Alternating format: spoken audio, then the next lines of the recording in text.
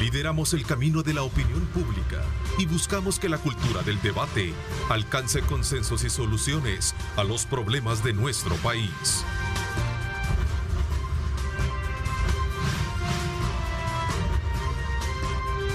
Diálogo con Ernesto López.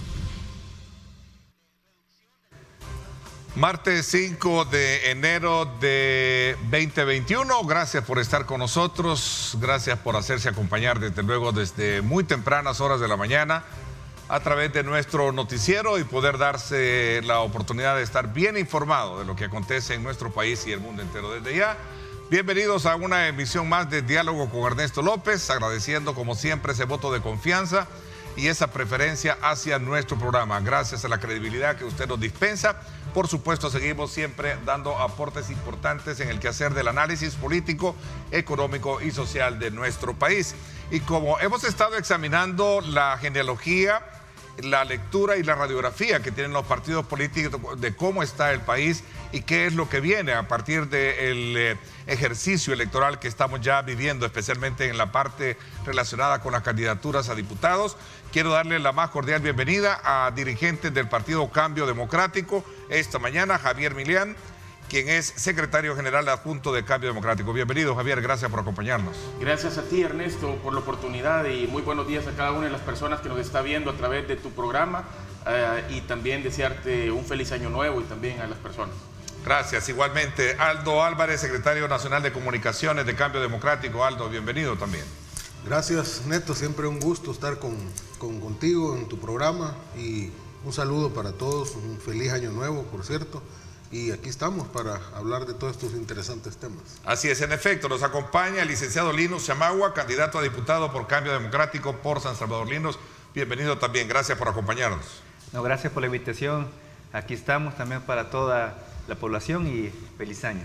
Así es, bueno, de hecho vamos a tratar la manera de conocer un poco en perspectiva lo que acontece en el país, cómo ha trabajado y está trabajando territorialmente el Partido Cambio Democrático de cara a este próximo proceso electoral que vamos a vivir el 28 de febrero y por supuesto también cuáles son aquellos aspectos elementales de su agenda o plataforma que presentará o presenta a la población de cara a seducir el voto de la misma. Así es que le invito a usted, amigo, que nos sintoniza para que participe, @diálogo21, @Neto López Radio. Son las cuentas que están disponibles para que usted participe y desde luego nos envíe sus comentarios y preguntas al desarrollo de las temáticas que vamos a tener este día. Así es que comienzo un poco hablando sobre ese tema, muy en particular, cómo está el proceso de inscripción. Ya se dio todo ese proceso que de alguna manera el Tribunal Supremo Electoral tiene todavía pendiente a otros partidos políticos. ¿Cuál es el estatus de ese proceso dentro del partido, secretario general? Sí. Secretario adjunto. Sí, claro, Ernesto. No, secretario general adjunto es, ¿verdad? Sí, correcto. Así es el cargo. Javier. Sí, estamos ya listos, ya estamos inscritos a nivel Parlace, en una coalición con Nuevas Ideas. También a nivel legislativo hemos inscrito 10 planillas, es decir, estamos participando en 10 de 14 departamentos y a nivel municipal también ya tenemos inscritos más de 67 coaliciones a nivel municipal con Nuevas Ideas también y en total arriba de 150 consejos municipales con los cuales vamos a participar de cara al próximo 28F. Ha sido una tarea muy exhausta la que hemos hecho, hemos trabajado muy duro con todo el equipo para poder llevar a cabo todo este proceso de inscripción, que ha sido un poco lento, pero ya podemos asegurar tanto a los miembros de Cambio Democrático como a la ciudadanía en general que ya estamos listos, ya estamos inscritos, listos para participar y ahora estamos en la siguiente fase, tanto en la construcción del tema de la defensa del voto, como también en las diferentes actividades que se están llevando a nivel territorial, ¿verdad? No han tenido ningún tipo de problemas en las inscripciones, o inconvenientes a raíz de todas las quejas que en su momento otros partidos están haciendo y particularmente con quienes han establecido algún tipo de alianza, que es caso con Nuevas Ideas, Javier. han habido varios problemas. Definitivamente eso no se puede tapar el sol con un dedo. Hemos tenido muchos problemas en diferentes departamentos con el tema de la JED. Tuvimos un tema ya en Usulután. En Usulután, sí, recuerdo que... Santa Ana, San Salvador también se han dado algunos percances, pero que a estas alturas ya se ha superado.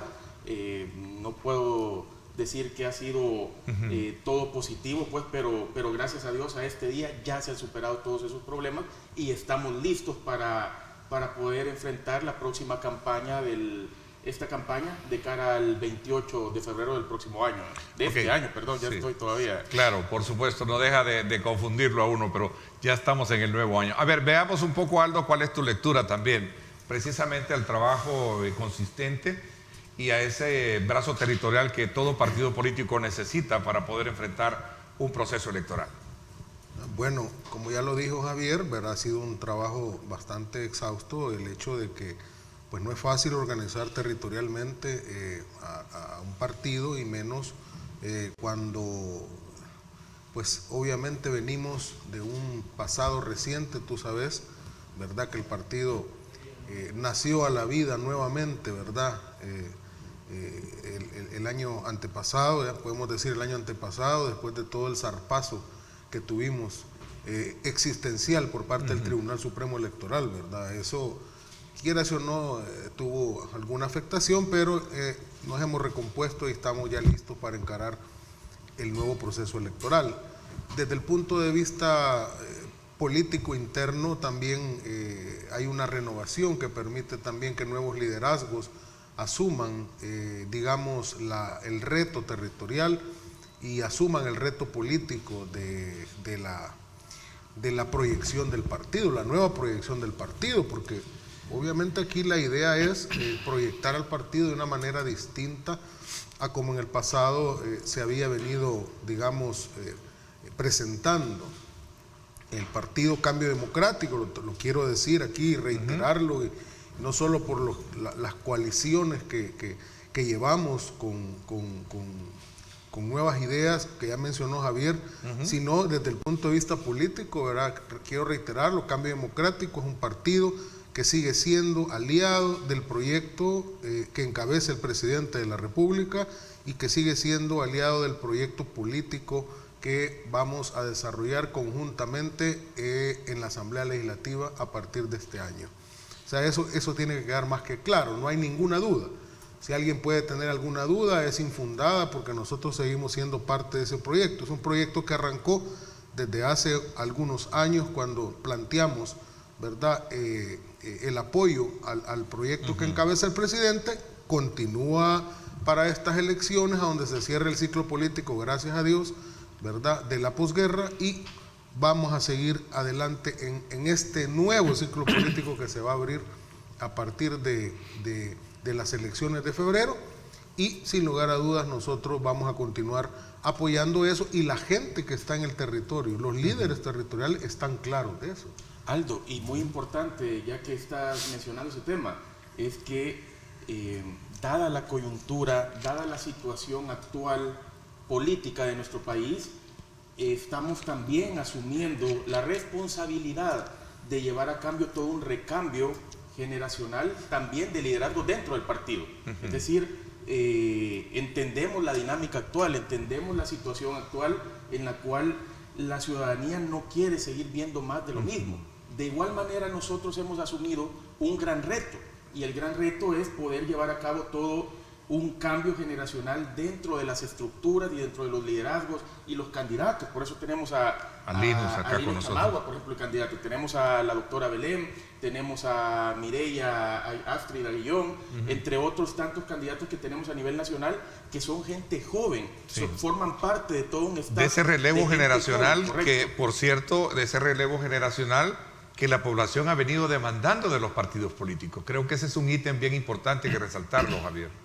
Definitivamente, y ese es el gran reto que tenemos nosotros ahora, con Aldo, que estamos trabajando y el resto de compañeros secretarios departamentales, con los cuales estamos trabajando de la mano para llevar a cabo todo este proceso de recambio generacional, en el cual es duro y es difícil porque se estaba acostumbrado a ciertos rostros, pero ahora, si no lo hacemos ahora, entonces ¿cuándo?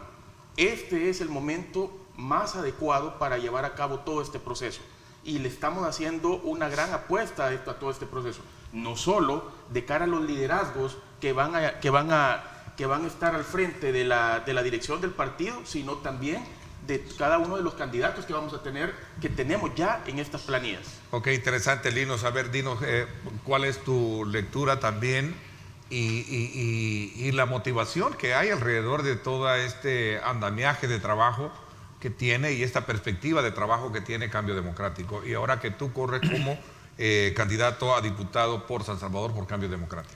No, claro, realmente así como dice Aldo y Javier, que estamos dispuestos para trabajar, estamos dispuestos para dar lo mejor, pues. Soy cara nueva, no tengo una vida política, realmente no ha sido fácil ser un candidato, pues lo he pensado con mi familia, con la almohada, ¿verdad? Pero realmente si no lo hacemos ahora, nunca lo vamos a hacer para cambiar ya esos viejos rostros de la Asamblea Legislativa, ya que realmente ellos han tenido muchas oportunidades para hacer un cambio y nunca lo han hecho. Ustedes lo han visto. Se les ha dado con plato realmente para que puedan ayudar a las diferentes personas, pero no lo han hecho. Y entonces esa es mi intención, ayudar siempre a la población. Incluso ayer en la noche con la gran tormenta, yo me reunía con diferentes líderes de Ciudad Delgado para poderlos escuchar, para poder hacer un plan para ellos y así poder ayudar siempre a la misma gente. Entonces esa es mi intención, ayudar siempre. Y no solo en la campaña, porque la mayoría dice que ustedes solo vienen en la campaña, y mi intención no es esa. Siempre va a ser ayudar a la gente, ayudar a la población para tener más empleo, mejor seguridad, ya que como todos sabemos ahorita el plan control territorial está funcionando. Realmente ahorita que yo vengo de ser director de un centro, realmente se está viendo, porque el primer paso, ¿cuál era? Primero era tener el control de los centros penales, que ya lo tenemos. Segundo paso era también las extorsiones, que está bajando, gracias a Dios. El tercero es fortalecer también al área de seguridad, que en ese aspecto también la Asamblea ha tenido las oportunidades para hacer y para ayudar, y no lo ha podido y no ha querido hacerlo. Entonces, ¿cómo quieren que realmente salga bien? Porque ellos se van a ver mal. O sea, realmente hay que ver la realidad, que la Asamblea ahorita se está viendo mal y a ellos no les conviene, ¿verdad? Ok, a ver, Aldo, ¿cuál es la apuesta que tiene Cambio Democrático con respecto a esta nueva conformación, a este nuevo proceso de escrutinio al que se va a someter los 10 partidos que van en contienda?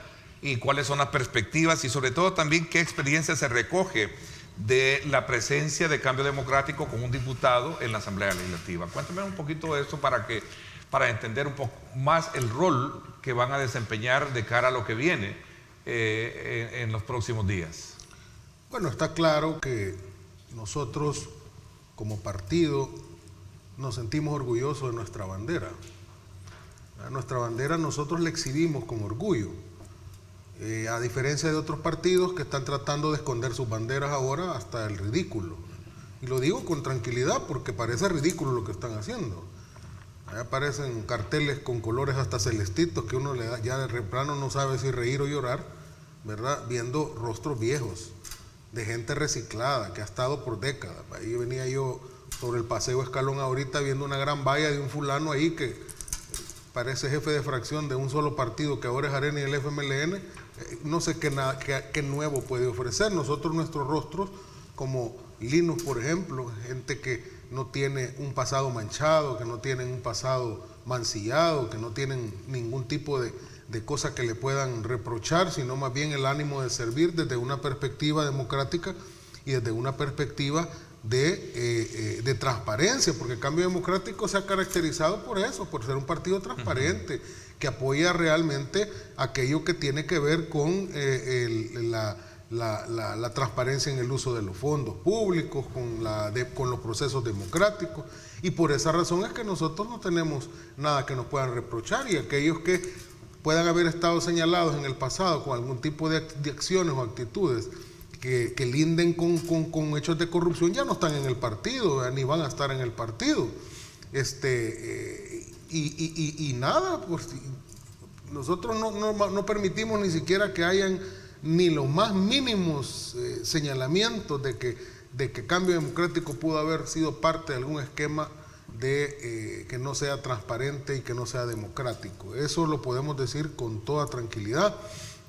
Además, creo que ha sido público el papel que ha jugado CD en la Asamblea Legislativa, ¿verdad? El papel que ha jugado ha sido un papel, ¿verdad?, que todos lo han visto en los medios de comunicación, abierto, claro, siempre en la línea de apoyo al presidente de la República, y creemos que en la nueva conformación de la Asamblea se puede seguir jugando, va a seguirse jugando un papel de apoyo constructivo, porque uno puede apoyar, pero a la vez haciéndolo constructivamente para que las iniciativas de gobernabilidad puedan ser bien hechas, porque puede venir una solicitud a la Asamblea Legislativa, pero eso se puede mejorar, ¿verdad? Puede que el Ejecutivo mande o solicite que se cree cierto marco legal, pero eso se podría mejorar. La cercanía con el Ejecutivo es un factor digamos, positivo para contemplar un poco esa visión y esa perspectiva en números que piensan tener con las diputaciones y alcaldías en los próximos días, Aldo y Javier. Sin duda, lo que sucede es que el compartir una visión de qué es lo que queremos o a dónde queremos llevar el país es muy importante. Por eso nosotros estamos presentando esta lista de nuevos candidatos, pero que a pesar de que son nuevos, a diferencia de otros partidos políticos que, por decirlo de alguna manera, van agarrando al que va pasando por ahí, nuestro rostro nuevo de gente muy identificada con el proyecto, con la visión, con el ideario de Cambio Democrático, con esa visión socialdemócrata que tenemos. Por ejemplo, en el caso de Linus, él estuvo el año antepasado, ¿no?, que estuvo liderando uno de los tantos grupos, pero uno de los grupos más importantes para el tema de la recolección de firmas, cuando después de que habían cometido el Tribunal Supremo Electoral pasado, el colegiado anterior cometió la aberración jurídica en donde nos cancelan. De los cancelados. Él fue parte de uno de los tantos equipos de trabajo que se identificó con nuestro proyecto y comenzó a trabajar durante todos esos días para poder llevar a cabo ese proceso de recolección de firmas, para tener ahora Cambio Democrático nuevamente. Es decir, a pesar de que tenemos rostros nuevos, hemos elegido a gente que tiene la identificación con el proyecto, con el ideario del partido, y con eso queremos garantizarle a la ciudadanía que cuando lleguemos a la Asamblea Legislativa, con la cantidad de diputados que la gente decida que Cambio Democrático debe tener, van a estar también listos para garantizar la gobernabilidad del país y llevar a cabo todos los proyectos y programas que el presidente está implementando para mejorar la vida de cada uno de los salvadoreños. A ver, Linus, sin duda alguna ese es un gran reto, sobre todo cuando se trata de fijar políticas y leyes que vengan a darle esa vitalidad a las políticas públicas del país. ¿Cuáles son los aspectos medulares que tú examinas, teniendo ahora ya a la base la candidatura oficial como candidato a diputado, por San Salvador? Mira, realmente hay que hacer muchos cambios, hay que hacer muchas reformas y hay que analizar muchos temas, como ejemplo la ley de agua, que realmente eso nunca lo han tocado y lo han visto, pero solo para tapar el sol, ¿va? Pero realmente nunca lo han hecho. También fortalecer o dar un poco más de presupuesto a la dirección de centros penales, ¿verdad? También revisar lo de las pensiones, que eso es vital. Ya no queremos realmente nadie unas pensiones de hambre. Sé que se está viendo un pequeño aumento, pero realmente hay que ver más unas pensiones dignas, unas pensiones que de verdad podamos estar bien con la gente para que ellos puedan vivir mejor, porque ya basta de trabajar tanto, porque yo he tenido varios contactos de mucha gente que me dicen, mire, que yo he trabajado tantos años, he ganado tanto, y para tener una pensión de hambre es injusto. Han llorado realmente, porque realmente si todos lo vemos, todos vamos para eso. Tú lo vas, él lo va y él y hasta yo, pero mi propósito y mi intención es cambiar todo eso para darle más respaldo a la población, para ayudarles también con un mejor empleo, una mejor salud que se está modificando claramente, como el Hospital El Salvador, que tenemos a la compañera también ahí que está luchando 24/7 ahí Claro. ella.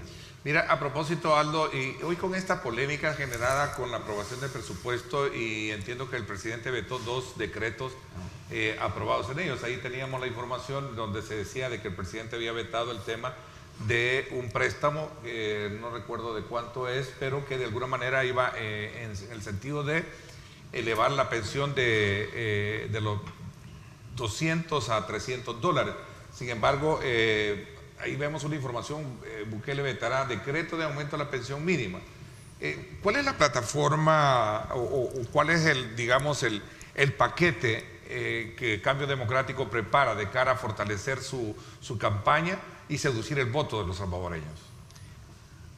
Fíjate que yo me imagino que ese diario que se proyecta ahí ha de ser uno de los panfletos de siempre. Porque fíjate cómo maneja la noticia.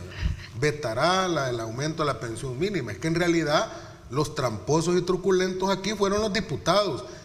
Los que se va a vetar son el decreto 800 y el 803. Esos son los 2 decretos que se van a vetar. Los diputados vinieron y metieron el aumento de la pensión mínima en uno de los decretos donde le estaban transfiriendo a los alcaldes más dinero. ¿Para qué? De esa manera hacer una trampa para decir, aquí no lo va a vetar porque entonces si lo veta se va a meter en problemas con la gente porque va a tener que vetar la pensión mínima. Claro, ese panfleto que has puesto ahí, como siempre, resalta el hecho de que, como quien dice, queriendo tendenciosamente decir que el presidente tiene la intención de vetar lo que tiene que ver con la pensión mínima. No hay que confundirse.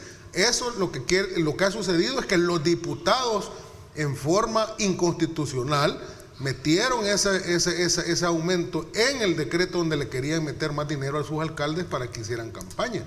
Ese es el tipo de cosas que Cambio Democrático no va a hacer en la Asamblea Legislativa.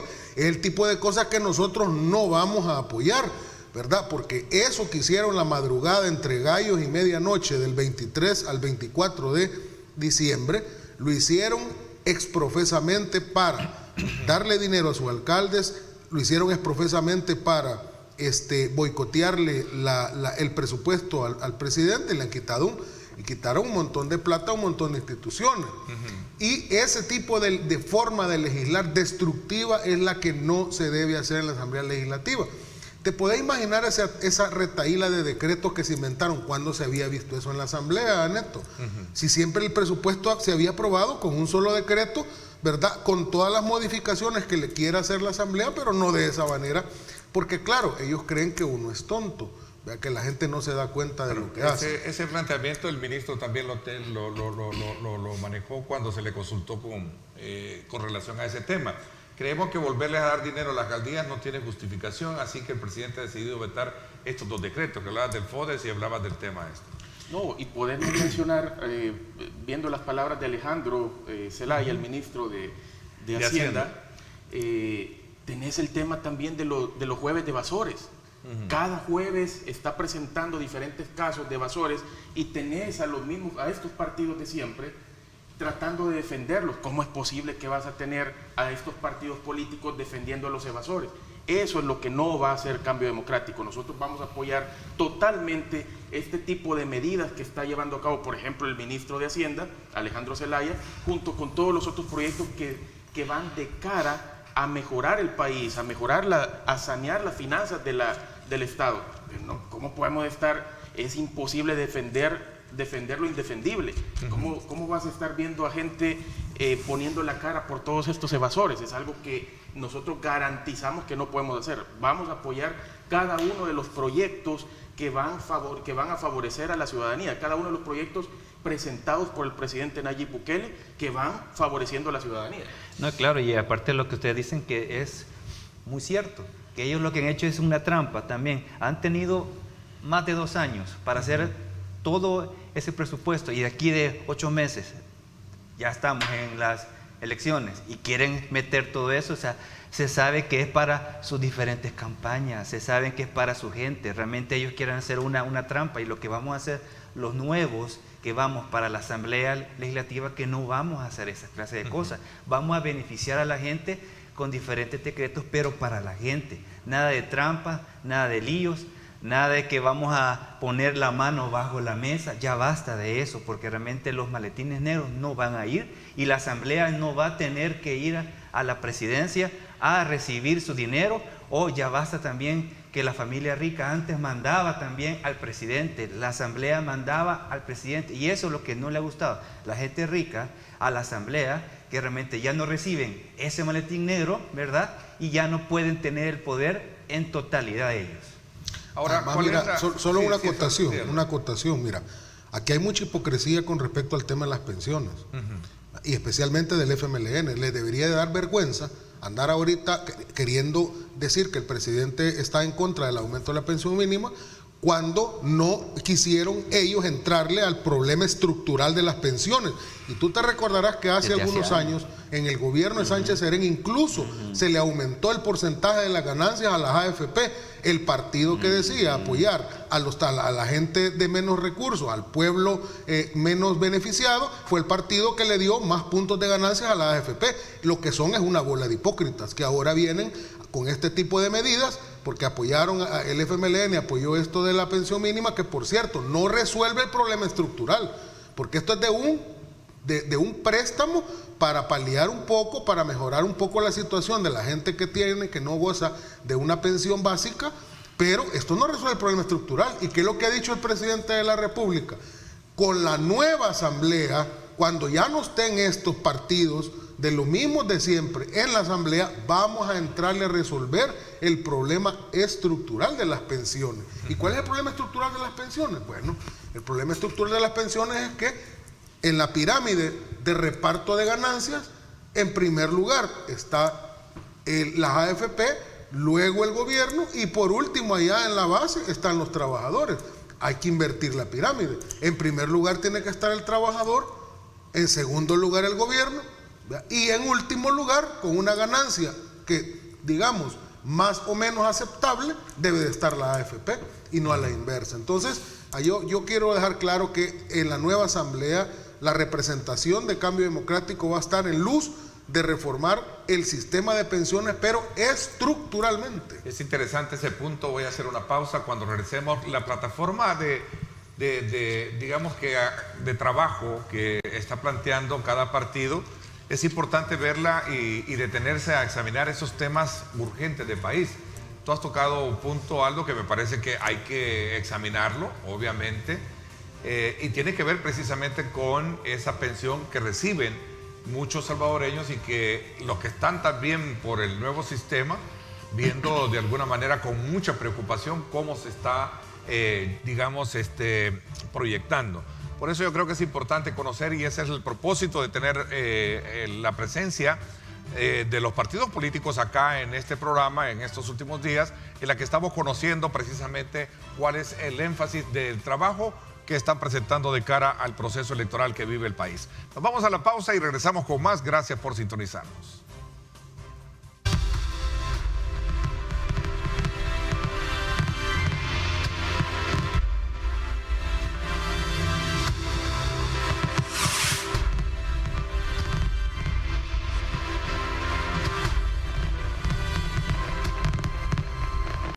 Estás viendo Diálogo con Ernesto López.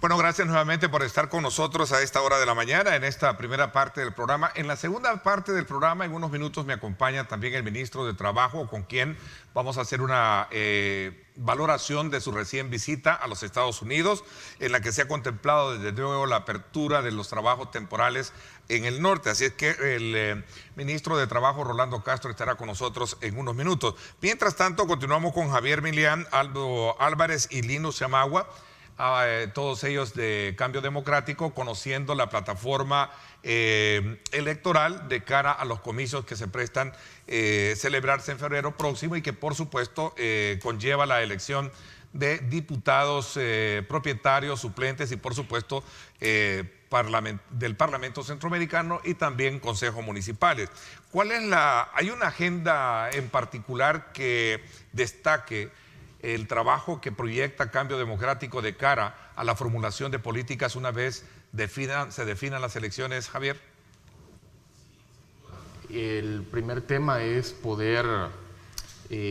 Hablábamos del caso muy específico que hay que atender, el tema de las pensiones, que es una bomba de tiempo. No lo digo hoy, sino que lo ha venido siendo en los últimos años. Claro, y tal como lo mencionaba Aldo, es una deuda de los gobiernos anteriores. Es decir, el gobierno que decía estar con la gente, o el partido que decía estar con la gente, dejó esa deuda. El partido que decía estar con la gente también dejó pendiente el tema de una ley de agua. El partido que decía estar con la gente no llevó a cabo todas esas reformas necesarias que deben servir de cara a la ciudadanía.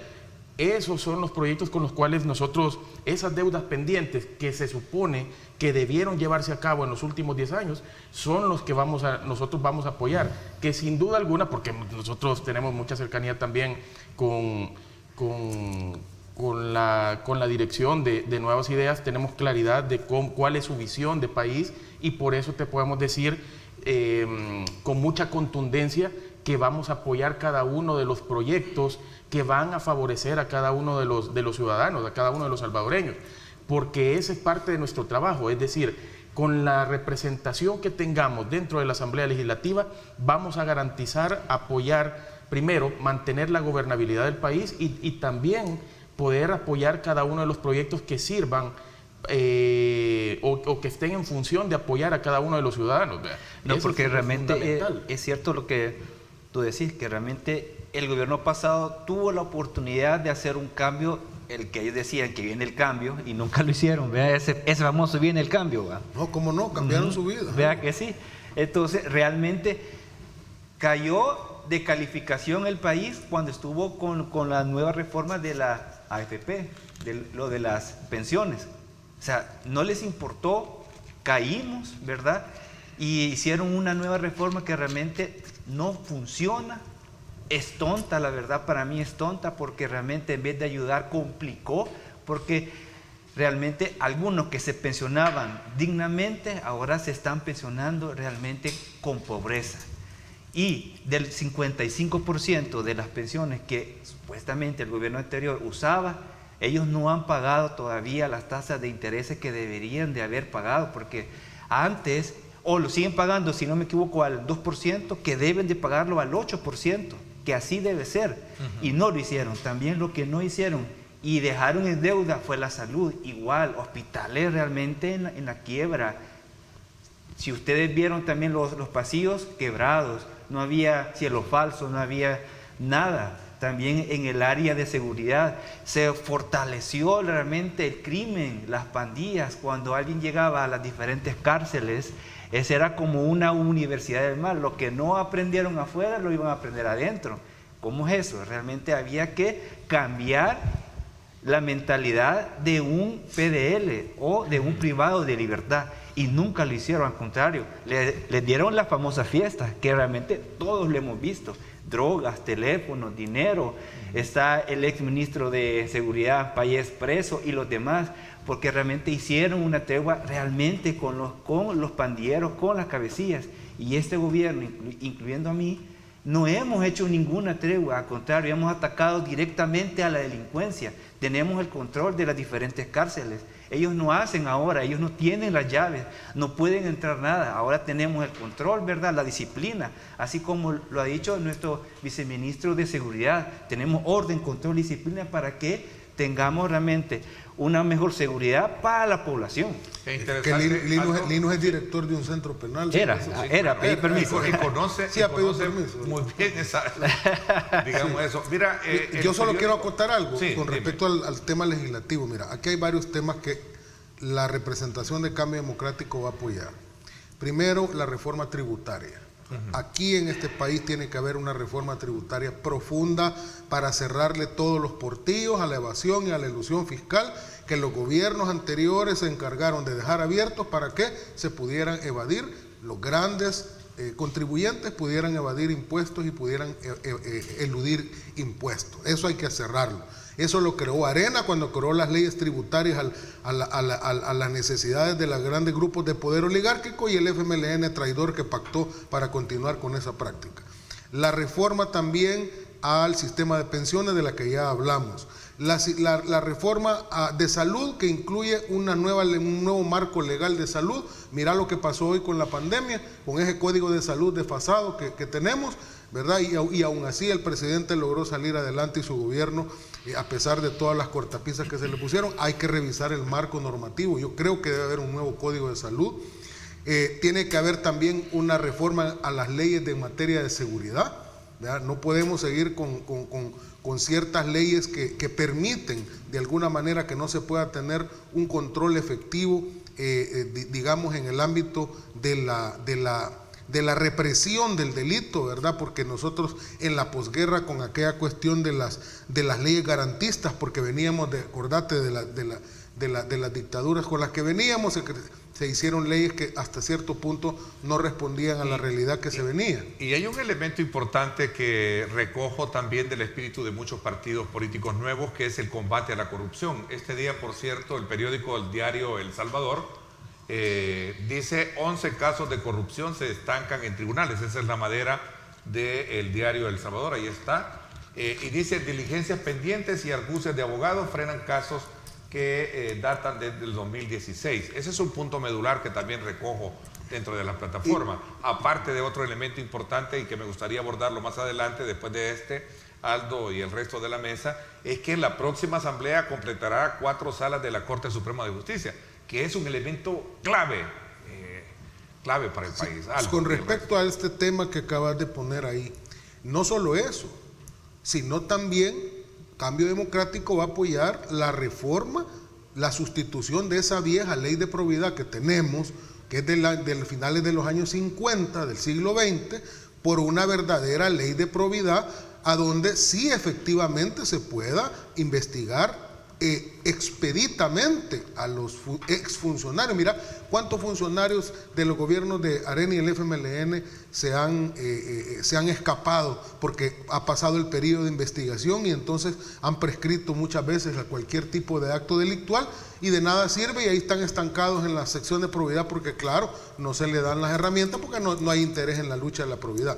Pero por último, también Cambio Democrático está ya apoyando, eso es presente, la reforma constitucional, porque tu servidor, ¿verdad?, está colaborando alegremente en una de las mesas que se ha establecido por parte del vicepresidente, particularmente en la mesa 2, donde está el sistema político y el orden económico, de todas las mesas que se han instalado, y vamos a apoyar la reforma constitucional que sea necesaria para tener una nueva Carta Magna, o sea, un nuevo texto constitucional. Ahorita está planteada una reforma, ¿verdad? No una nueva constitución, pero textos nuevos de la constitución, a donde sí realmente estén plasmadas lo que necesita la sociedad salvadoreña del siglo XXI en términos de constitución. ¿Algún énfasis en particular en ese trabajo de aporte que está haciendo Cambio Democrático, Aldo, o lo haces a título personal? Mira, yo lo hago como Aldo Álvarez, pero obviamente que yo no me puedo desvincular. ¿Hay algún énfasis en cuanto a ese estudio que se está haciendo de la reforma a la Constitución que están planteándose? Mira, ahorita recién está comenzando el proceso. Todavía se van a seguir recibiendo insumos hasta finales de febrero, porque se ha abierto la posibilidad de que la gente aporte, ¿verdad? Se están recibiendo valiosos aportes, te lo digo, tanto dentro como fuera del país.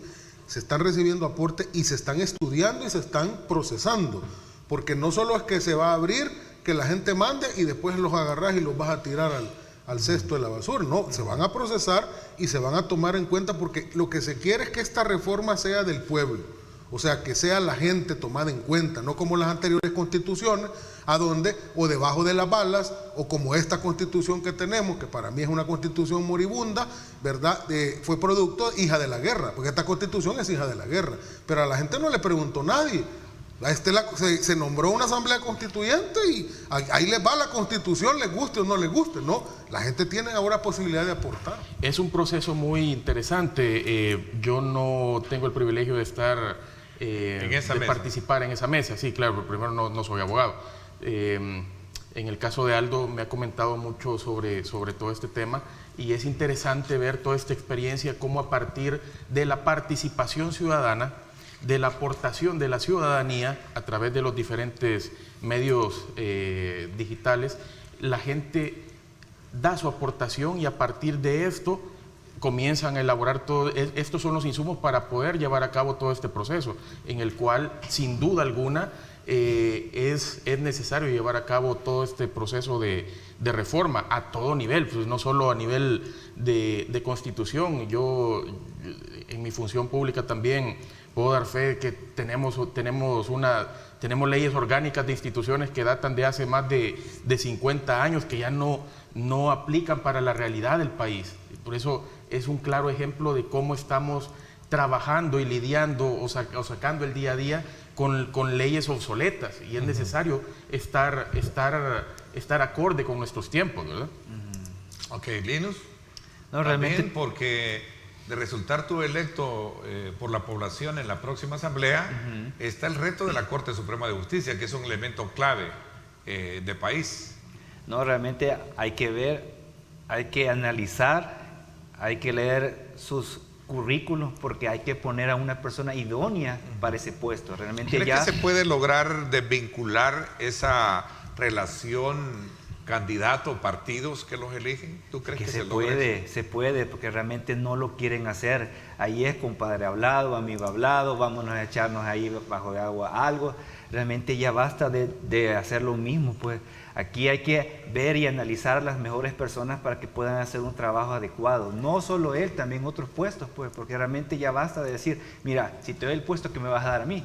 No, realmente ya no. Hay que ver, hay que analizar de verdad a la persona para que trabaje para el pueblo. Nada que ver que trabaje para mí, es para el pueblo.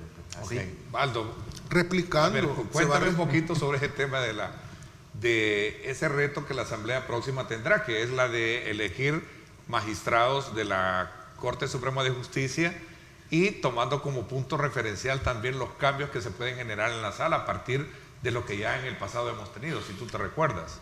Replicando lo que se está haciendo en el gobierno. La gente cree que la aplastante mayoría de los funcionarios que están ejerciendo actualmente en el gobierno son únicamente porque son amigos, militantes, compadres.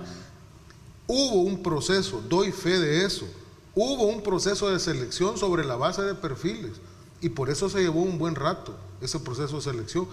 Y eso se va a replicar también después cuando en la Asamblea Legislativa se tomen las decisiones con relación a quiénes son los mejores perfiles de magistrados, no como esta rancia partidocracia moribunda que a lo que se ha dedicado es andar sentando a los tres que le importan para ponerlos en las instituciones y hacen la pantomima.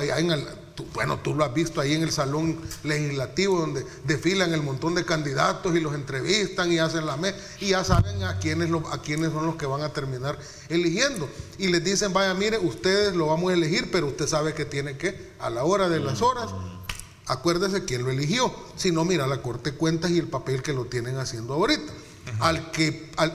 Al que le mandó aquel mensaje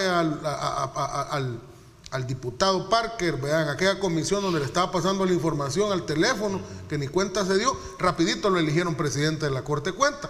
¿Y cuál es el gran mérito para ser presidente de la Corte de Cuentas? Ser fiel y servil a la partidocracia. Eso es lo que Cambio Democrático... Cambio Democrático no se va a prestar a eso para nada, en lo absoluto. O a cambiar esos parámetros de elección, porque ese es uno de los, digamos, facturas pendientes que se han tenido, sobre todo los métodos de elección de funcionarios de segundo grado. Sin duda, Ernesto, es importante y nosotros lo tenemos dentro de dentro de los proyectos, poder presentar una propuesta en la cual podamos revisar todos los procesos de selección de cargos de segundo grado, sin duda alguna. Tal como se ha llevado a cabo hasta este día, deja muchas deudas para con los salvadoreños en general. Bueno, el tiempo se me fue, son las 7:17. Quiero agradecerle el que nos hayan acompañado esta mañana y que nos hayan dado la oportunidad también de escudriñar la voz, el pensamiento, la visión que como Cambio Democrático tienen de cara a los comicios de febrero próximo. Gracias, Aldo, por habernos acompañado. Gracias a ti, Neto, siempre un gusto. Un saludo a tu teleaudiencia. También, gracias, Javier. Gracias a ti, Ernesto, y nada, decirle a la ciudadanía en general que nosotros estamos listos para apoyar cada uno de los proyectos del presidente que siempre van de cara a favorecer a la ciudadanía en general, ¿verdad? Gracias también, Linus, por habernos acompañado. Gracias a usted, y de verdad la gente tenga confianza que cuando yo llegue a la Asamblea Casilla 2 por San Salvador, voy a luchar siempre por todos ustedes. Voy a estar trabajando no solo en campaña, siempre voy a bajar, así como nuestros ministros que bajan día a día para escucharlos y trabajar por ustedes. Así es, en efecto. Quiero, antes de despedir este segmento, invitarles, esta primera parte del segmento, invitarles a que no se pierda mañana la edición especial de Diálogo con Ernesto López, debate municipal. Vamos a tener desde luego a los principales candidatos de la cabecera departamental de Usulután. Estará con nosotros Luis Ayala, candidato a la alcaldía de Usulután por Nuevas Ideas, Leo Lobos por Cambio Democrático, estará Gerson Guzmán por el Partido de Concertación Nacional, Francisco Rivas por el FMLN, candidato a diputado a la alcaldía de Usulután por el FMLN.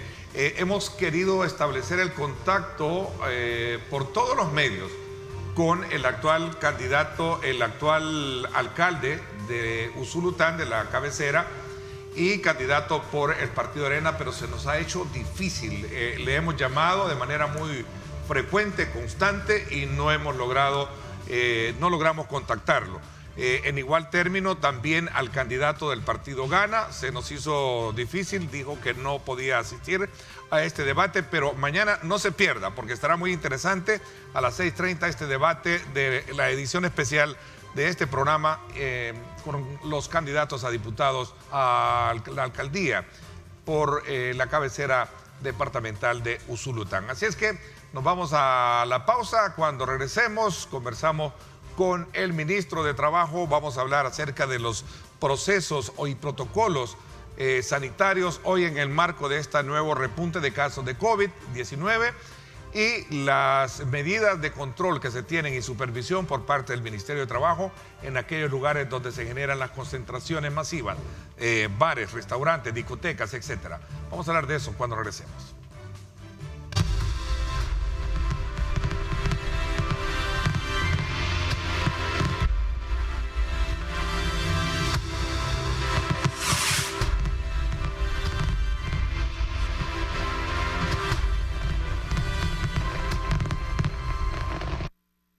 Estás viendo Diálogo con Ernesto López.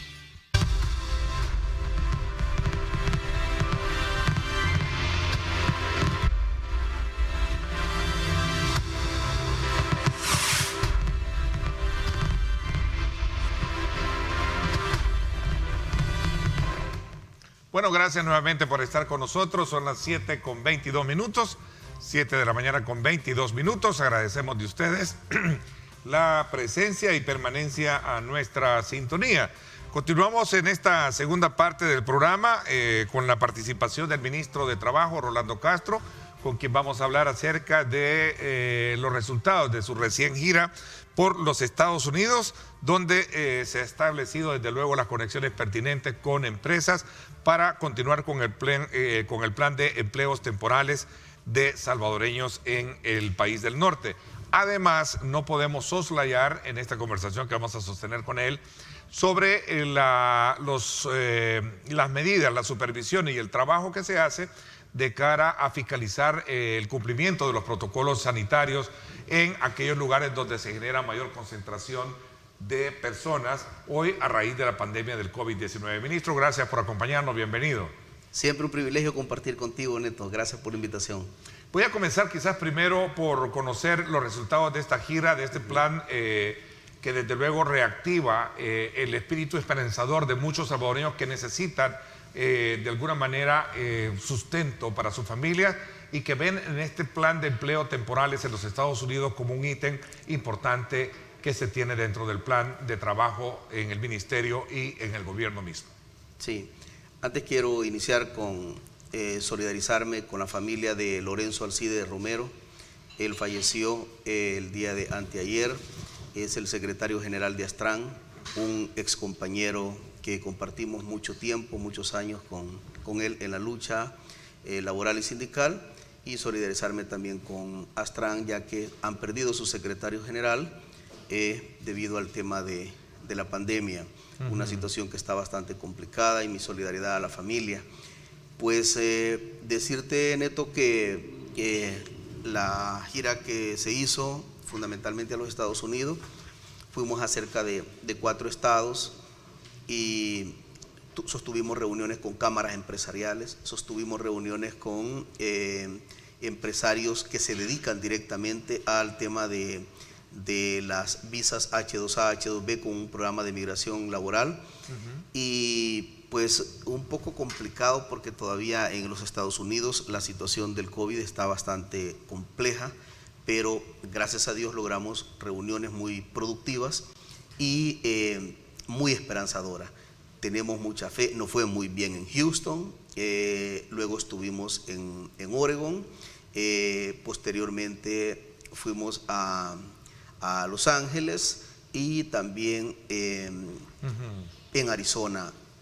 4 lugares que gracias a Dios nos ha ido bastante bien con las reuniones, y sí, Dios mediante se logre bajar un poquito el tema de este repunte epidemiológico a nivel mundial y en los Estados Unidos, y Dios quiera vamos a estar enviando cientos y probablemente miles de compatriotas a trabajar con el programa de migración laboral. Ahora, este tema de la pandemia sin duda alguna puede llegar a afectar el plan de los empleos temporales desde el punto de vista de, bueno, estarán en la disponibilidad ellos de aceptar trabajadores sabiendo que tenemos un problema de esta naturaleza, ministro. Sí, en los Estados Unidos hay una demanda bastante fuerte. Sí, o sea, el trabajo no se detiene. Sí, en los Estados Unidos hay una demanda bastante fuerte. Lo que pasa es que estos programas han sido mucho más exitosos porque ya tienen años de estar funcionando con México, por ejemplo, y con Guatemala, con Honduras. Y nosotros, El Salvador, Neto, que prácticamente vamos entrando, algo tiernito, digamos, apenas un año tenemos, pero vieras qué bien nos ha dejado posesionado nuestro primer contingente que viajó a Arizona, a tal grado de que el proyecto por el que iban era de 4 meses y medio, lo hicieron en 2 y ganaron también el dinero que iban a ganar en 4 meses y medio. Claro. Los empleadores prácticamente están bien contentos y nos han pedido mayor cantidad de la que viajó el primer contingente. Así que ya tenemos el segundo contingente también en Arizona trabajando en este momento, y gracias a Dios ellos van por 6 meses ahora en este nuevo proceso. Y estamos ya explorando también, hay posibilidades muy fuertes que a finales de este mes o a principios del otro, dependiendo cómo esté la situación en Canadá, viajemos también, Neto, a una reunión con el Ministerio de Trabajo, el homólogo nuestro en Canadá, y ya está preparado prácticamente también la visita para el estudio del mercado en Qatar, donde también vamos a hacer otro viaje. Y Dios mediante, en este año que estamos en este momento, estaremos enviando a 3 países distintos del mundo y estamos explorando otros mercados más. Eso es un plan bien ambicioso desde el punto de vista de los países con los cuales se está estableciendo esta conexión, ministro. Sí, es una visión bastante amplia. La estamos trabajando junto con Cancillería. Nuestro reconocimiento y agradecimiento a la canciller porque ha estado bien pendiente de toda nuestra gira, nos ha dado un apoyo muy fuerte. Así que, Neto, Dios mediante, no solamente Estados Unidos, sino que también Qatar y probablemente Canadá son como los grandes proyectos del corto plazo que estamos esperando concretizar en este primer trimestre. ¿No se tiene el primer envío de personas de manera muy acertada como fecha, ministro, todavía? Entonces, no me quisiera arriesgar a dar una fecha, con una fecha en particular. Pero la única fecha que podemos dar es que probablemente nuestro equipo viaje a Canadá a finales de este mes y a principios del otro, si es que las condiciones se dan. Y además de ello, nuestro equipo estaría viajando del Ministerio de Trabajo a Qatar, probablemente la segunda quincena del mes de febrero, y ya para concretizar prácticamente todos estos acuerdos. Ya, digamos, interinstitucionalmente y binacionalmente con estos países, ya tenemos trabajado todo el proyecto, todo el esquema, y lo que nos corresponde es ir a verificar los mercados laborales, porque la naturaleza de cada país es distinto. Por ejemplo, Canadá es distinto a lo que nosotros hemos acordado con los Estados Unidos, ya que allá los empleadores mandan prácticamente, es una negociación directa con el empleador, y bueno, estamos bastante contentos. Nuestro equipo está trabajando en Arizona, tal como se está viendo en este momento, están felices, contentos, y bueno, esperamos concretizar en este primer trimestre estos otros dos países como son Canadá y Qatar. Ok, bueno, me parece que es interesante. Vamos a estar muy a la expectativa de cuál es el curso de esa apertura y esas reuniones y el resultado de las mismas como parte de la concreción ya para el envío de estos salvadoreños a estos lugares al trabajo. Voy a hacer una pausa comercial. Cuando regresemos, ministro, hablemos un poco del trabajo fiscalizador que tiene y de supervisión la cartera que usted representa frente al establecimiento de los protocolos sanitarios para evitar la proliferación y más contagios del COVID-19. Voy a hacer la primera pausa comercial. Gracias por estar con nosotros. Ahí están imágenes desde la avenida Jerusalén para que usted tome en consideración, desde luego, si se desplaza por esta zona y evitar tráfico o congestionamientos. Sin embargo, esta cámara nos pone en perspectiva que tenemos fluidez vehicular en la zona. 7:30 minutos.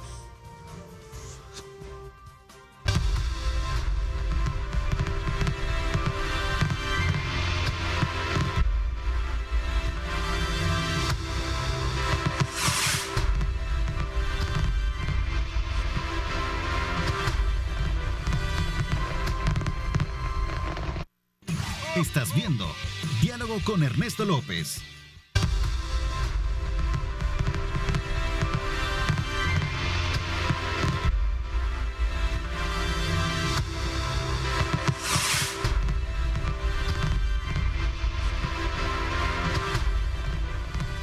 Ministro, gracias nuevamente por estar con nosotros.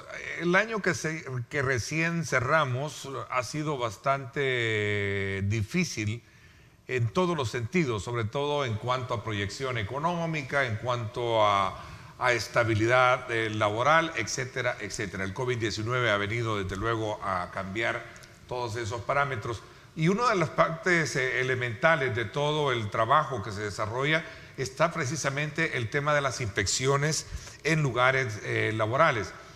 ¿Cómo se está examinando este nuevo, digamos, incremento de casos de COVID-19 desde la perspectiva de ustedes como responsables también de examinar los lugares de trabajo y aquellas áreas comunes donde se concentran muchos salvadoreños que a veces olvidan o son irresponsables algunos a la hora de utilizar los protocolos sanitarios? Sí, en total el Ministerio de Trabajo ha elaborado cerca de, arriba de 2.000 protocolos de bioseguridad con diferentes rubros y segmentos ocupacionales del sector productivo de nuestro país.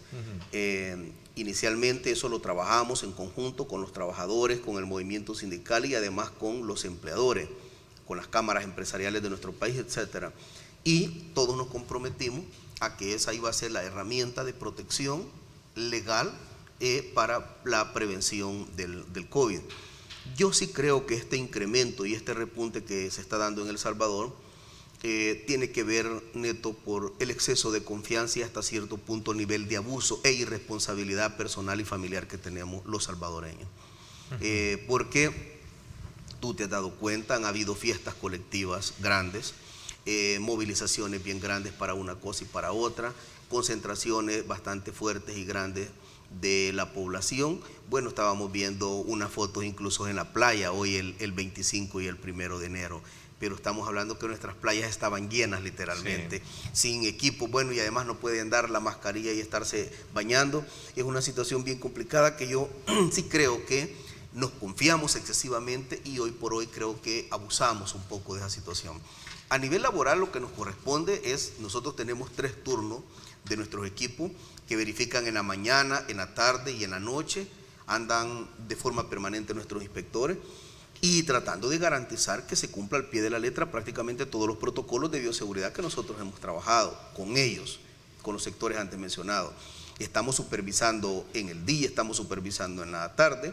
Esa parte que vimos es que estamos viendo en este momento esos restaurantes nocturnos, Neto. Por Dios, cuando fui ahí, la verdad me quedé sorprendido. Aplicamos sanciones fuertes a toda esta cadena restaurantera que en alguna medida no controlan ni siquiera mínimamente eso. Es un poco complicado porque de repente los empleadores te dicen que también ellos necesitan subsistir y sobrevivir, y nosotros no estamos llegando solamente a decirles, miren, deben de cerrar este negocio, sino que deben de construir los mecanismos necesarios a fin de garantizar. Hoy que hemos andado en Estados Unidos, por ejemplo, nos decían que las empresas están haciendo uso del 25%, Neto, en el marco del diseño de la infraestructura que tienen actual. O sea, 25%. A nosotros nos tocó incluso ir a comer a unos lugares que nos tocó esperar hasta que se desocupara una buena parte. Yo creo que los restaurantes deben de subsistir y sobrevivir, toda la cadena restaurantera de nuestro país, pero lo que sí deben de ser muy estrictos es en las exigencias de los equipos de bioseguridad, las mascarillas, no sé, armar turnos incluso de que en una mesa si hay 4 personas, no sé si pueden comer 2 primero y después, y los otros tener el tapaboca puesto, etcétera. Se pueden buscar un montón de mecanismos. Hemos hablado con algunos de ellos, estamos haciendo conciencia y andan nuestras inspecciones.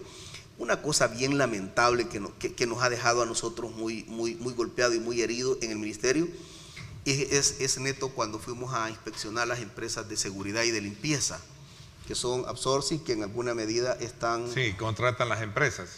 Neto, eso es dramático totalmente, pero literalmente dramático. Hacen contratos por $600, $500 las empresas. A estas personas les pagan 125 a veces dólares quincenal, porque les aplican un montón de descuentos, y al final ni siquiera mascarillas de esas sencillas les estaban dando. Pregunté, porque muchos de ellos tienen contratos con el Estado, les pregunté a los funcionarios públicos si se les estaba atrasando los pagos a ellos. Nunca se les ha atrasado. Así que hoy, Neto, andamos verificando, especialmente en este día y toda esta semana, las empresas de seguridad y de limpieza que tienen este tipo de cosas. Es dramático lo que están viviendo los trabajadores. Ministro, ¿corresponde al Ministerio de Salud tomar decisiones y las medidas pertinentes con relación a qué se puede hacer para contener precisamente este número de contagios elevado que está experimentándose estadísticamente? Sí. Pero también la opinión de ustedes es importante, entiendo, dentro del gabinete que estudia el caso de estas medidas. Hay mucha preocupación en algunos sectores, y esto lo he vivido en carne propia cuando resulta andar en la calle. Me preguntan, ¿es cierto que se va a volver a cerrar la economía del país? Ayer, por cierto, en el programa En Directo con Ernesto López Radio, conversaba con 2 representantes del sector privado, empresarial, y me decían de que otro nuevo cierre de la economía difícilmente lo puede soportar el empresario. ¿Qué piensa al respecto? Bueno, los empresarios en este país siempre dijeron de que un cierre a la economía en determinado momento iba a ser catastrófico y plantearon prácticamente que era casi el fin del mundo, más el tema económico que la salud. Nuestro gobierno ha sido firme, claro y contundente, que siempre está, y esa es la instrucción del presidente, por la garantía de la salud y la vida del pueblo salvadoreño por encima de todo. Acá hay muchas personas que históricamente, Neto, su Dios, su vida, su amor, su alma, su corazón ha sido el dinero. Nosotros, para este gobierno, lo más importante es la salud y la vida del pueblo salvadoreño, por encima de todo. Sin embargo, no es fácil porque, como tú lo sabes muy bien, la Sala de lo Constitucional quitó mucha, pero mucha autoridad a la Rectoría del Ministerio de Salud y al gobierno como tal. No está fácil. Hasta este momento no hemos escuchado, no hay un planteamiento del equipo multidisciplinario que trabaja junto con el presidente, ni el presidente mismo nos ha dicho de insinuación de un cierre. Sin embargo, uno no puede prever esto dependiendo cómo está la situación del repunte epidemiológico que hoy por hoy estamos teniendo, que es bastante fuerte. se está llegando 250, 300 personas infectadas por día, que en el momento de lo más fuerte de la pandemia, incluso a nivel mundial, no registramos esos datos y hoy se está disparando y es un orden ascendente. Dios mediante, creo que todas las instituciones debemos de actuar a fin de garantizar, de bajar esa curva que va ascendente, y ojalá también que nuestro sector productivo, nuestros empresarios, sean más rigurosos en las medidas de bioseguridad y el cumplimiento de los mismos, y que tomemos conciencia el pueblo salvadoreño y no tengamos que llegar, Neto, a una situación tan difícil como esa. Yo no puedo reafirmar como ministro de Trabajo que nuestro gobierno está pensando en eso, pero con estos repuntes epidemiológicos que se están dando y mucha gente que está falleciendo en este momento, no se puede proyectar en 10, 15 días qué puede estar pasando. Es una decisión que el equipo multidisciplinario junto con el presidente estarían evaluando.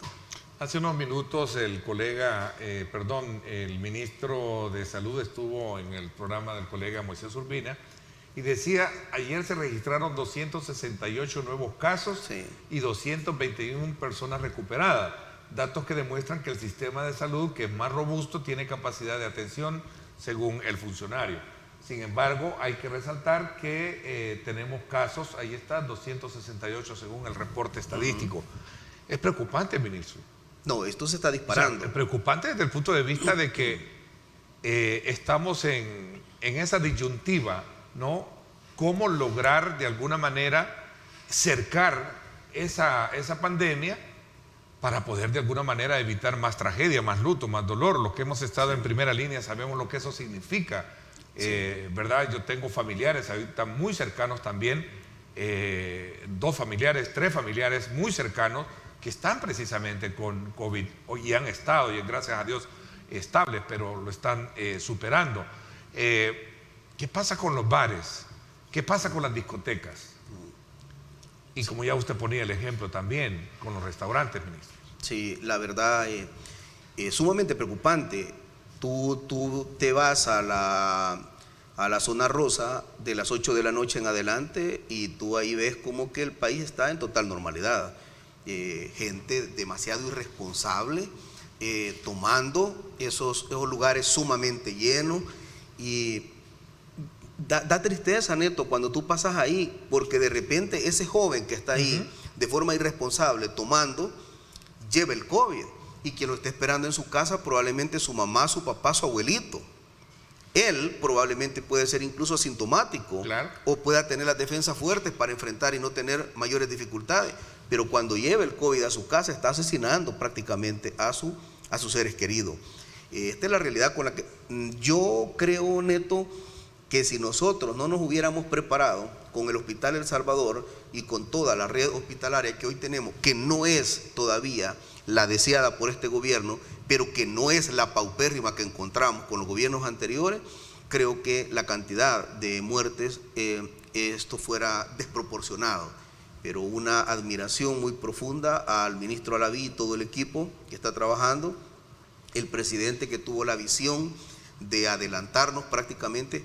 Yo sigo insistiendo que las frases que el presidente planteó, vamos a ganar tiempo mientras tiramos el cerco total sanitario de cierre del país, y eso nos permitió ganar un poco de experiencia, homologar incluso entre médicos salvadoreños y médicos españoles, italianos, etcétera, en ese momento que estaba siendo catastrófico en Europa, nos permitió ganar tiempo, experiencia y conocimiento sobre enfrentar esta situación, porque al inicio nadie tenía, bueno, es más, el tratamiento integral cada momento se está moviendo, dependiendo de la naturaleza también de la persona, etcétera. Si no hubiéramos ganado ese tiempo tan valioso, no nos hubiéramos preparado, no hubiera hecho la gestión el presidente incluso con el gobierno de los Estados Unidos sobre los ventiladores, etcétera, no nos hubiéramos preparado para una situación tan dramática y difícil.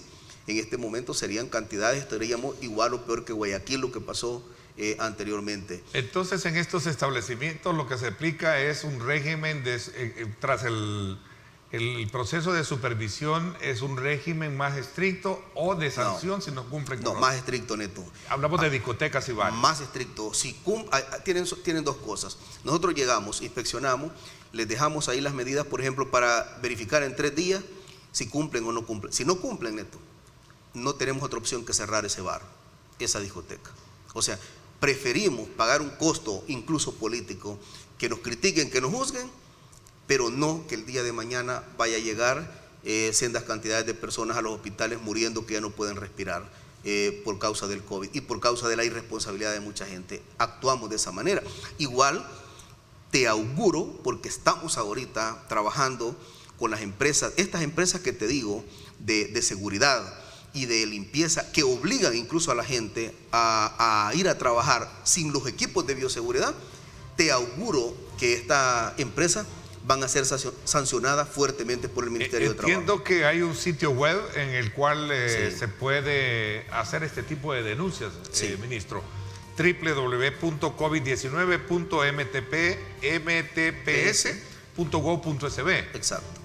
para Exacto. cualquier denuncia de esta Ahí naturaleza. está nuestra denuncia y nosotros hoy que esto está despegando y que está un nuevo repunte, créeme, Neto, lo digo en tu cámara, vamos a ser mucho más estrictos y los empleadores que no cumplan con esto en bar, restaurantes, discotecas, etcétera, todo a nivel general, nuestro sector productivo, vamos a tener que aplicar sanciones fuertes y contundentes. Antes de tomar decisiones de cerrar la economía, que en algún momento podría, digamos, pensarse, ¿no? Sí, lo que pasa es que nosotros o contenemos ahorita esto siendo contundentes, estrictos, ¿eh? o lo contenemos, lo detenemos, lo frenamos, o si no, esto se nos puede desproporcionar. Se nos y puede salir del control, ¿no? se nos, indudablemente, así como va la tendencia, se nos saldría el control. Antes de perder el control, vamos a tomar medidas bastante fuertes. Ok, voy a una pausa último. Cuénteme un poco en su valoración de cierre del año de trabajo y lo que viene por delante. Pero antes también, hablando del COVID-19, ¿qué pasa con el sector transporte colectivo? Porque veíamos, usted ponía el ejemplo, que por cierto, ayer lo conversaba con el viceministro de Transporte y él decía, es increíble ver cómo los salvadoreños nos desplazamos en vehículos sobrecargados y no exportamos mascarilla. El transporte colectivo es uno de ellos también, ministro. Hay planes operativos que desde luego buscan de alguna manera revertir esta corriente de personas que no utilizan la mascarilla, pero creo que también es responsabilidad de la empresa de transporte establecer esos cánones a la hora de poder prestar el servicio. Voy a la pausa, no me cambie, regresamos.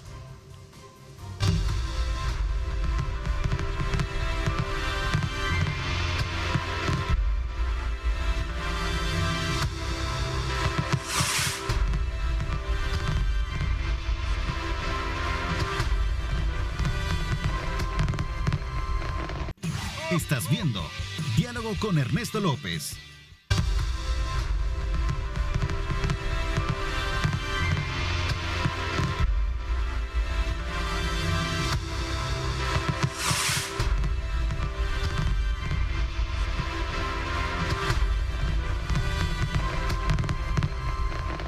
Gracias nuevamente por estar con nosotros.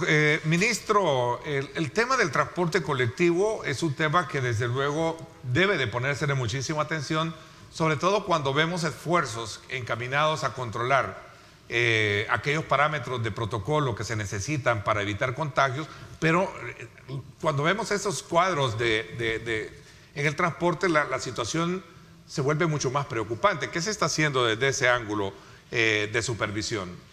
Entiendo que el ministro de Obras Públicas ha dado instrucciones al viceministro de Transporte y a la Policía Nacional Civil y se está verificando bastante de forma permanente este tipo de controles que se están ejecutando.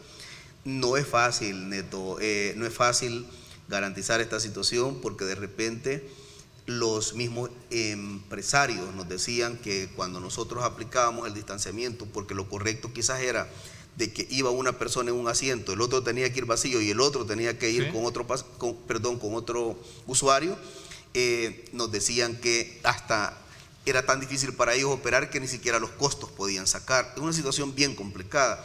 Sin embargo, lo que estamos haciendo es que se garantice la mascarilla, pero volvemos a insistir que hay mucha irresponsabilidad y esto pasa por una irresponsabilidad colectiva, pero también de carácter individual.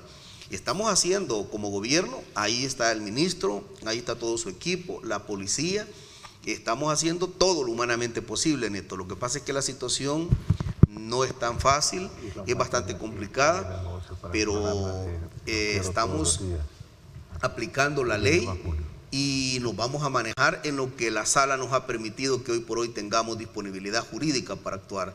Así que se está trabajando en eso, estamos nosotros también pendientes como Ministerio de Trabajo y volvemos a insistir que llegamos de forma precautoria y de forma anticipada y de forma preventiva a decir, esto está mal en este momento, corríjalo.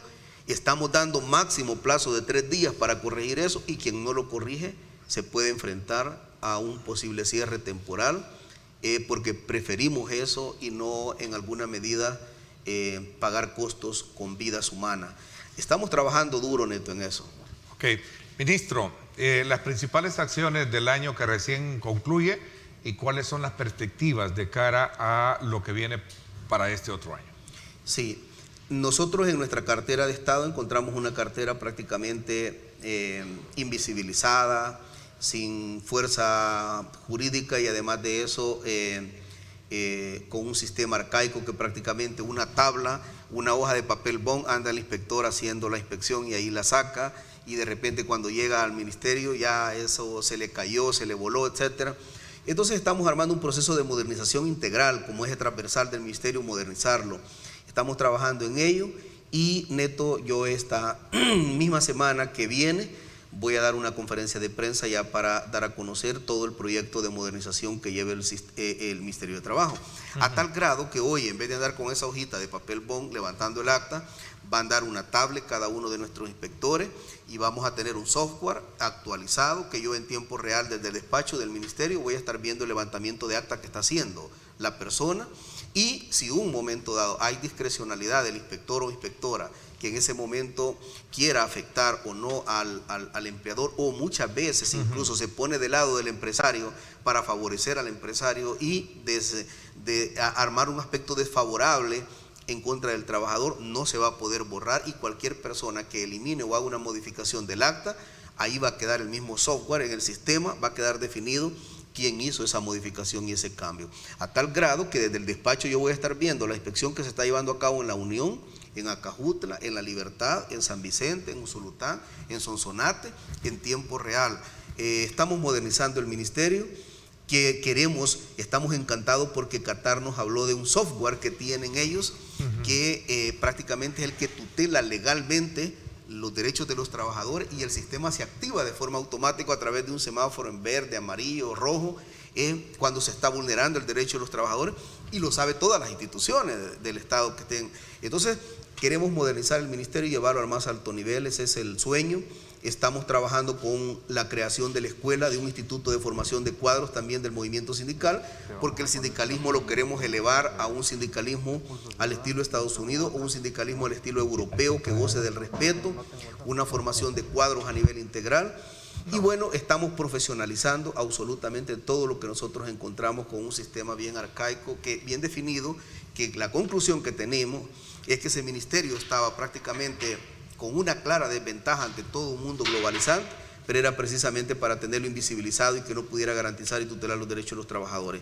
Así que la otra semana vamos a estar anunciando ya públicamente con el proyecto de modernización que llevamos y las apuestas que llevamos ya para este próximo año, que con la ayuda de Dios tiene que ser mejor y vamos a tener que ser fuertes, como lo acabamos de describir hace un momento, Neto, en sentar precedentes en este país a fin de garantizar que la vida y los derechos de los trabajadores tienen que entrar. Yo quiero finalmente decir lo siguiente, probablemente me van a juzgar y me van a criticar algunas personas porque voy a aplicar sanciones fuertes a algunas empresas y me refiero especialmente a estas empresas de seguridad y que acabamos de hablar hace un momento.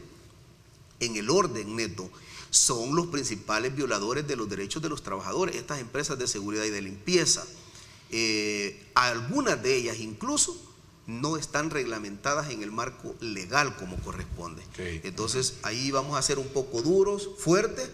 No podemos seguir permitiendo que por $114 o $118 estén arriesgando la vida de los trabajadores y estén en alguna medida eliminándoles las prestaciones que como trabajadores tienen derecho. Así que te anuncio de forma anticipada y en primicia que ese rubro vamos a tomar decisiones muy fuertes en estas 72 horas. Ok, interesante lo que vamos a tener, sobre todo también sobre la base de este programa, que esperamos que logre concretizarse para que muchos salvadoreños, bajo esa idea de lo que puede ser tener un trabajo temporal en países como Canadá, Estados Unidos, también en el Medio Oriente, creo que va a ser muy interesante. Ministro, gracias por habernos acompañado. Vamos a estar muy a la expectativa de conocer el curso y el resultado de esas negociaciones que se tienen. Gracias por habernos acompañado. Dios mediante vamos a concretizar con estas empresas, con estas instituciones y con estos países, y vamos a mandar cientos y miles de trabajadores a diferentes partes del mundo, mientras logramos recuperar la economía en El Salvador y logramos un rediseño en este país a fin de garantizar que nuestros trabajadores también sigan cerca de su familia. Muchas gracias, fuerte abrazo, bendiciones para ti, tu familia y para todo el pueblo salvadoreño, Neto. Gracias, igualmente.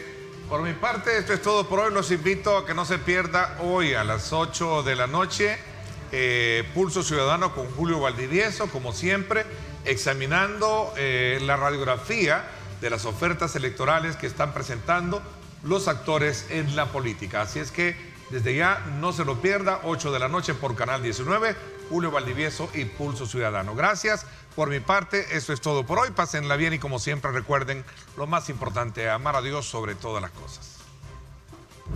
Conozca a los futuros diputados y alcaldes desde la perspectiva ciudadana en Pulso Ciudadano. Julio Valdivieso, ciudadano y abogado de la República, aborda la temática electoral de modo diferente.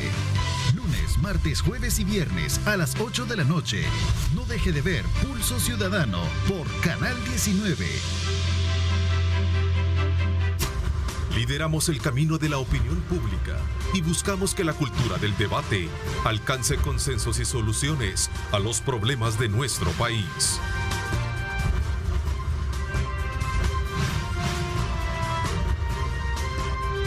Diálogo con Ernesto López.